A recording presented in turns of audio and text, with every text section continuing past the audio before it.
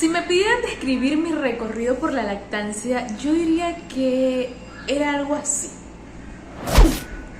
Y es que la maternidad, al igual que la lactancia, es como la vida misma.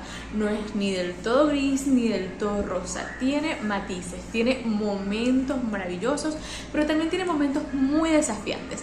Y en este video yo te voy a comentar cuáles fueron esos desafíos que yo enfrenté con la lactancia materna y cómo lo fui superando poco a poco.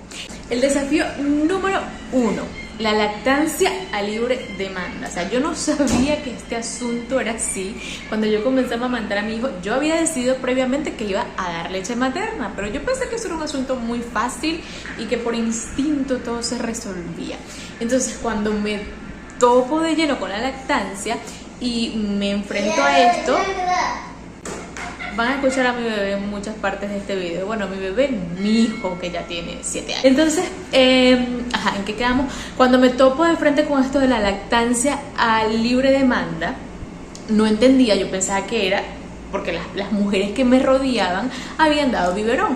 Entonces me decían, no, cada 2-3 horas. Y cuando llegó a la realidad, no es así. Aquí el ritmo lo pone el bebé, el horario lo pone el bebé, es cuando él quiera, donde el bebé quiera y todo el tiempo que él quiera. Entonces, una vez que ya yo entendí que los primeros meses es a libre demanda y que yo no puedo ponerle horarios a las tomas del bebé, ya el asunto mejoró un poco. El segundo gran desafío que enfrenté durante mi proceso de lactancia fueron las grietas. Las grietas en el pezón para mí fueron como que, afortunadamente fue una traba que superé rápido porque tenía ayuda profesional, tenía la pediatra de mi hijo, a su vez es asesora de lactancia y me ayudó en este momento. Como yo estaba colocando mal al bebé, no tenía una buena técnica de agarre, lo estaba poniendo mal al pecho.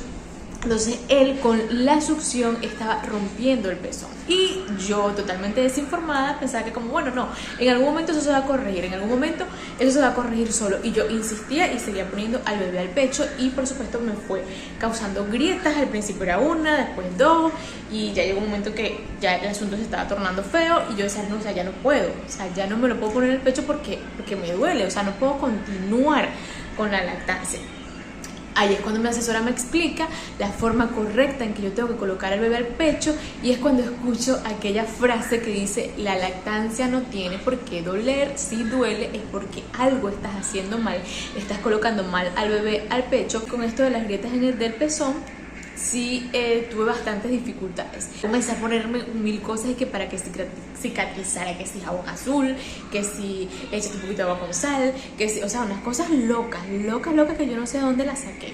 Y por supuesto que eso empeoraba el asunto, cuando la única solución era colocarme leche materna y fue el consejo que me dio mi asesora de lactancia y las curó rapidísimo, curó súper rápido las grietas y por supuesto corregir el agarre del bebé. Una vez que ya nos volvimos expertos en esto del agarre, el asunto fluyó y no supe más de las benditas grietas. Eso fue como durante 1 semana y media más o menos que yo tuve esa dificultad y ya luego de eso, o sea, nunca más supe de ellas, gracias a Dios.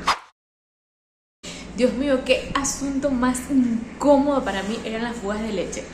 Creo que, si mal no recuerdo, fueron las primeras semanas y si el bebé lloraba, inmediatamente la leche se escapaba, o sea, era como una cosa automática. Entonces, esto me hacía sentir muy incómoda. En ese momento yo no tenía protectores de lactancia, yo no sabía que debía comprar protectores de lactancia. Como digo, yo llegué con muchísima desinformación a mi proceso de lactancia materna y por supuesto comencé a indagar qué podía hacer, porque entonces me ponía que si el pañal, que si a cada rato me estaba cambiando de franela y para mí era insoportable. Además, si a esto le sumamos el hecho de que en ese momento, recuerden que yo vivo en Venezuela y en ese momento estábamos atravesando una crisis, no es que la hayamos superado del todo, ¿no? Pero bueno, eso es otro tema.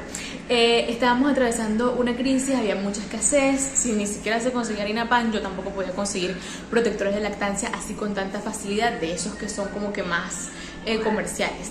Entonces comencé a indagar, comencé a buscar por Instagram y recuerdo que una muchacha hacía protectores artesanales y de verdad yo no me acuerdo de la cuenta, ni la guardé, ni nada en ese momento, pero para mí fue como que, o sea, la gloria. Recuerdo que le compré como una docena y eran lavables y era lo que utilizaba. Me ponía mis protectores, era súper cómodo, los lavaba, los volví a utilizar y ya eso me ayudó como que a calmarme un poco. Siempre tenía varios protectores en el bolso, en el morral del bebé si tenía que salir, y los cambiaba con mucha frecuencia y ya eso me dio como cierta libertad. Desafío número 4: amamantar en público. Era más un asunto de que me vieran toda vuelto un 8 vuelto un 8 aquí es como complicada con el bebé y no supiera ponerlo, no supiera poner, acomodar la blusa. Además tenía un brasier de lactancia que a mí me parecen súper incómodos. Son estos que tienen una capita que tú retiras, una capa que tú retiras, y para mí era bastante incómodo porque era como que tener que poner al bebé, levantar la blusa, meter la mano, sacar la parte. O sea, yo no sé quién hizo sus sostenes de lactancia, pero yo creo que quien lo hizo a lo mejor nunca amamantó, porque para mí eran súper incómodos. O sea, no me resultaban para nada, no me gustaban, además que me parecían feos. Entonces esta parte yo la resolví utilizando estos topsitos deportivos que no tienen varilla, no tienen nada, y simplemente yo ponía al bebé con la misma blusa, estaba afuera, ponía al bebé, levantaba sin tener que descubrir todo y allí ponía al bebé, y entonces era como que más cómodo para mí. Además siempre andaba con el pañalito. Luego fui superando esto poco a poco, porque yo decía, bueno, no me voy a quedar encerrada, yo necesito salir, yo necesito ver a gente, yo necesito ver la luz del sol. Entonces me fui haciendo como que más experta en esto, ya no me complicaba tanto, ya no me volvió un desastre, porque de verdad que las primeras semanas y el primer mes y el segundo mes yo era desastrosa cuando me tocaba amamantar al niño. Recuerdo un momento que estaba en el pediatra, yo decía, Dios mío, que no voy a pedir pecho. ¿Cómo no va a pedir pecho si esa criatura tenía semanas de vida? Y cuando me tocaba amamantarlo, o sea, casi que tenía que venir todo un equipo técnico, mi mamá, mi esposo, agarra aquí, esto, lo otro, quítate esto así. Era un desastre, pero luego aprendí y ya era ultra pan comido. Y sobre todo con esto de ese brasier más cómodo. Ya los 2 sostenes de lactancia de esos que digo que se quitan la capa que compré, no los usé más nunca, no me gustaban, los deseché. Comencé a buscar estos sostenes deportivos que no tienen elástica, que yo levantaba fácilmente y no pasaba nada. Desafío número 5: el encierro. Y aquí como que se mezclaron muchos factores, porque llegó un momento en mi etapa de lactancia que yo no quería salir. Viene muy ligado a esto, a amamantar en público también, pero era que yo me sentía muy juzgada como mamá. Cuando yo salía y entonces me conseguía con gente que me decía, tienes que hacer esto, que estás haciendo esto mal, ¿por qué estás haciendo esto así? O cuando yo me amamantaba, no puedes hacer esto, no puedes hacer aquello, no puedes comer esto, no puedes comer. Entonces todo este montón de voces a mi alrededor, escucho voces en mi cabeza, comenzaron a fastidiarme, y creo que tomé la peor decisión en ese momento para mi salud mental, que fue aislarme. Es decir, como que si quedo aquí en este cuartico, aquí en mi casa tranquilita, ventanas cerradas, todo cerrado, no quiero que venga nadie, y voy a estar tranquila con mi bebé, y aquí vamos a estar a salvo, y si me equivoco, aquí nadie me va a ver, nadie me va a juzgar, nadie va a estar pendiente de si lo estoy haciendo bien o lo estoy haciendo mal. Error, grave error, porque eso comenzó a afectar mi estado de ánimo. Como cualquier persona, si tú te aíslas, si tú no sales, si tú no ves gente, si tú no ves el sol, eso te va a afectar. Muchos lo vimos en la pandemia, ¿verdad? Entonces imagínate que lo vive una mujer que tiene cambios hormonales en este momento y está vulnerable emocionalmente, y entonces se aísla. Y no le cuenta a nadie, no le dice a nadie lo que le está pasando. Entonces había momentos en que lloraba muchísimo, o sea, muchísimo. Recuerdo que en casa de mi mamá, arriba había una hamaca, y en la parte alta de la casa, la planta alta, había una hamaca, y yo ahí me sentaba, y yo podía ver salir y meterse el sol, y yo estaba allí. Y me daba por llorar, porque, no sé, eran como muchos desafíos a la vez. Fue un cambio muy brusco, a pesar de que mi bebé fue planificado. Yo era una mujer ya adulta, 30 años, cuando tuve a mi hijo, o sea, no era ninguna niñita, pero igual, los cambios emocionales, eso no va a distinguir qué edad tienes. Por supuesto que quizás a mayor edad puedas tener más herramientas o puedas sentirte más segura de buscar ayuda, y sin embargo yo al principio no la busqué, pero el desafío es grande, o sea, la maternidad es algo que te cambia muchísimo y emocionalmente sentí como que, puff, mi golpe también. Aunque, afortunadamente, por mis propios medios, me di cuenta y comencé a buscar fórmulas que me ayudaran. Si tú estás en estas circunstancias y no consigues salir de allí, mi consejo es que busques ayuda profesional y que lo hables con tus familiares cercanos.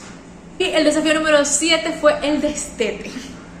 Pero el destete no, porque de verdad que yo siento que yo fui muy afortunada con mi proceso de destete.